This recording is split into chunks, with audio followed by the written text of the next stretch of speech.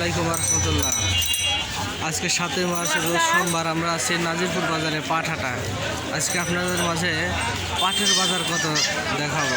তবে হাটে আমি ঢুকতে দেখতেছি নাজিরপুর বাজারে পাট নাই বললেই চলে, কোনো দিকেই দেখা যাচ্ছে পাট নাই। তবে একটা ভ্যান পাট আমি দেখতে পাচ্ছি, তবে আমরা দেখাবো এক ভ্যান পাট কত দাম পড়ছে। আসসালামু আলাইকুম মুরব্বী, পাট কার কত দাম বলতেছে? 5300। 5300 পর্যন্ত বলছে।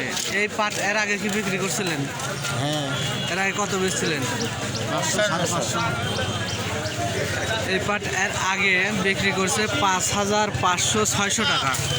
সেই পাট এখন দাম বলতেছে 5200-300 টাকা।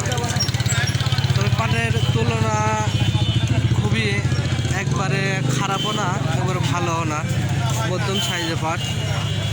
পাটের বাজার দেখা যাচ্ছে 500-600 টাকা মন করা নাই। আবার আগে পাট হাটে আনার পরে দেখা যাচ্ছে একটা ভ্যানে পাটে অনেক কজন ব্যাপারী লাগতো, কিন্তু এখন ওই যে একজন দাম কয়ে গেছে, এর পরে আর লোক নাই।